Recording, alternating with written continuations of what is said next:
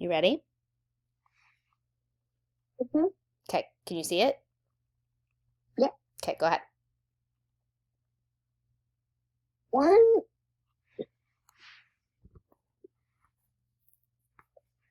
one rainy one rainy day, no, Ellie, a small girl, was outside. She was playing in the water. After Nellie jumped in a puddle, the water got in her boots. She got wet. Her boots were full of water because they went very big.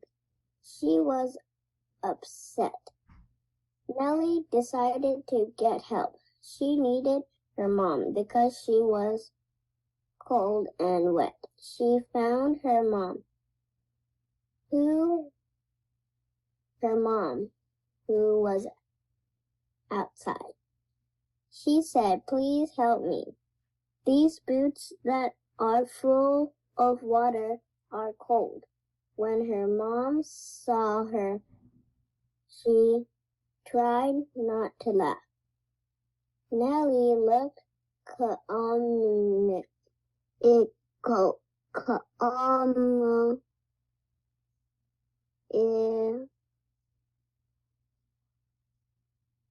cold, comical. What is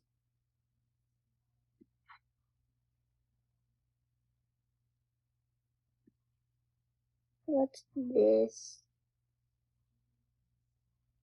word? Oh, I'm so glad you asked.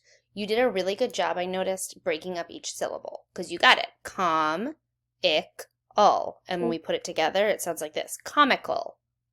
Comical is another word for funny. That's a good vocabulary word. So it says, Nellie looked comical.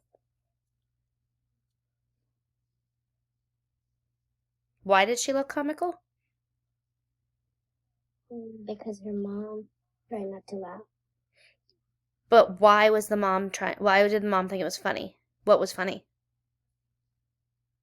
I don't know. Oh, let's go back and read it again. What does it say? One rainy day, Nellie, a small girl, was outside. She was playing in the water. After Nellie jumped in a puddle, the water got in her boots. She got wet. Her boots were full with water because they went very big. She was upset. Nellie decided to get help. Okay, pause for a second, babe. Why did she need help? Because she's a little girl and she got water in her boots. And that's what was so funny. It wasn't just like she got a little wet. It's like her boots were full of water on the inside. And that's what was so comical. Imagine if you were in the rain and inside your boots was like a whole bucket full of water. That would be pretty funny, right? So that's why she looked comical, and that's why her mom was laughing. Her mom kind of said, "Let's get them off." Nellie's mom slowly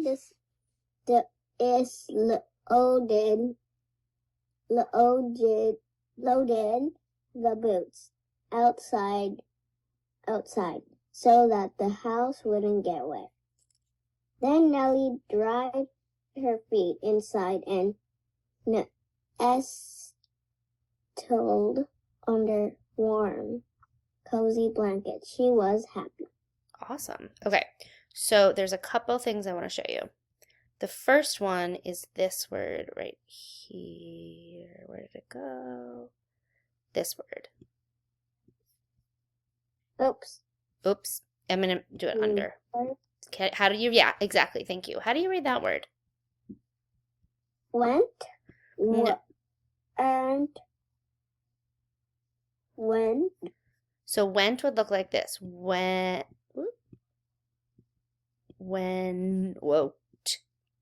It's really tricky to write right now for some reason. Went, I know you know that word. That would be went, right? That's not what it says. So let's try it breaking it apart. What's this word?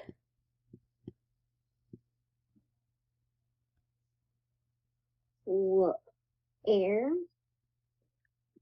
Where? So it doesn't say where. Where would be if we add an H. If I squeeze an H in, that says where, like where is something. But if it's without an H, it's a different word. Do you know how to read that one? Or you want me to tell you? I don't know. That one is were. Like we were talking. Very big. So when we add the n, t, weren't. Her boots were full of water because they weren't very big. Okay. Now let's go to another word that was kind of tricky. This word. Her mom said... Kinda. Kinda? But look, it says, the first part says kind, but then what's next? Kindly. Yeah, so even though her mom was laughing, she was still trying to be kind to Nellie, right? And then this word, did that make sense to you? No. Oops. You did such a good job doing it with comical when you didn't know that that meant funny. Let's try reading this word again, and then we'll see if it makes sense or if you need me to tell you what it means.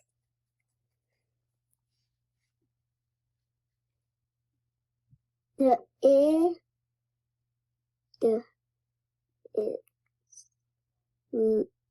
O, the. Do you see the G? Ooh, that's a good question. Okay, let's do it together. So the first syllable you got, dis. Okay. Is low. Nice. Okay, so what do you see that's telling you to make the O the long vowel sound? Yeah. This odd. Okay, so we're getting closer. Right, there's nothing. Were you thinking maybe this was a magic E? Is that why you're making it the long? Yeah, the rule for the magic E is it has to jump over just one consonant. There's a D and a G, so it makes it not a magic E because it's jumping over two. So our first syllable is dis. Our next syllable is this. How would we pronounce this? Odd. Lod. And when we have D and G together like this, we often say the J sound, like a J. Low J. But remember, it's still the short vowel sound. The odd J. Lod, J, right? Because we would say the J sound. So we've got dis. Whoops. Dis, lodge, and then we have ed at the end. Dislodged. So the way we would read this word is dislodged. Do you see that? Okay, so we have to figure out what that means. Okay, so we can work on more of like the words with the DG sound because that can be tricky. Have you seen those before? Have you worked on those? Where it's like a D and then a G and it's the J sound? No. No? Let me show you another word. So like...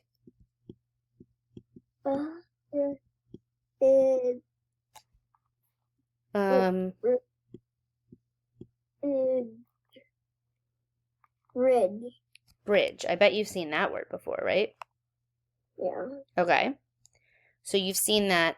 So it's not a magic E because it's the two consonants and it's the J sound. Okay. So now that we know it says dislodged, now we have to figure out what that means. So the first thing I like to do when I'm reading a new word is see if there are like parts of the word I recognize. I've seen dis at the beginning of words before and it means something special. Like it means something every time. Have you heard that before? No. No? Okay. So we can definitely practice that too. When I see dis with a word, it often means not, like the opposite or not. Right? So I'm thinking of the word like let me think of some options of dis. Dis at the beginning of the word. Like, like if we say disagree, you know that word? Disagree, yeah? Yeah, that means you don't agree, right? Yeah. Or if you dislike something, it means you don't like something. Or if something disappears, it means you can't see it anymore. It's not appearing. Do you know a lot of those words? Mm-hmm. If you're dishonest, it means you're telling a lie. So when we see dis at the beginning of a word, it often means like the opposite of what the rest of the word is going to be. Does that make sense to you? Mm-hmm. Okay, so let's go back to the word now. Let me read it back to you and let's see if we can figure out what it means. Nellie's mom slowly dislodged the boots outside so that the house wouldn't get wet. Okay, so let's think. Nellie's got her boots on. She jumped in her puddle. All the water got in. Can you picture that story in your head? Mm-hmm. Okay. Now, Nellie goes to her mom for help, and her mom's going to help her, right? The problem is that she's got her boots full of water. She's going to help her. So let's think about what would make sense. What would the mom do to help Nellie? How would you help someone if their boots were like totally filled with water on the inside? Yes, because the other person doesn't have water in their boots, so I would ask them to bring the boots that don't have water, or a pair of shoes that don't have water. Yeah. And then you change them. Yeah. And then go inside. So what would you do with the boots that are filled with water? Just load it. No, like what would you do with them? If you had boots that were super wet on the inside, what would you do? I just dry them. You'd dry them? Would you dry them with them on your feet? No. What would you do? Side my feet. You would what? Not on my feet. How would you get them off your feet? Take them off. You'd take them off. Okay. So let me read the sentence again. Nellie's mom slowly dislodged the boots outside so that the house wouldn't get wet. So let's think. She did something to the boots out of the house so that it wouldn't get wet. So what might dislodged mean? Do you have any ideas of what it could mean? No. No. I think it means she took off the boots. She took Nellie's boots off. When something is lodged in, it's like stuck and kind of tight, and it's like not going to come out. So if you dislodge something, I think it means Nellie's mom helped her by taking off her boots. And she did it outside, because if you did it inside the house, what would happen? You'll get like a pool. Yeah, exactly. It would just like spill everywhere. So now let's go back. We have Nellie's mom slowly dislodged the boots outside so that the house wouldn't get wet. Then Nellie dried her feet inside, and now this word was kind of tricky. This was the last tricky word. And I think the reason this word is tricky is because when I say this word, the T is kind of silent. The way I say this word is nestled. Nestled? Yeah. Nestled. Like got really snuggly and comfy. She nestled under warm, cozy blankets. Right? 'Cause she's not wet anymore. Does that make sense? Mm-hmm. Yeah. So I think you did such a great job reading this, and I think it's just about learning what new words mean and being able to sound out those big words. That was awesome. Let's do yours next.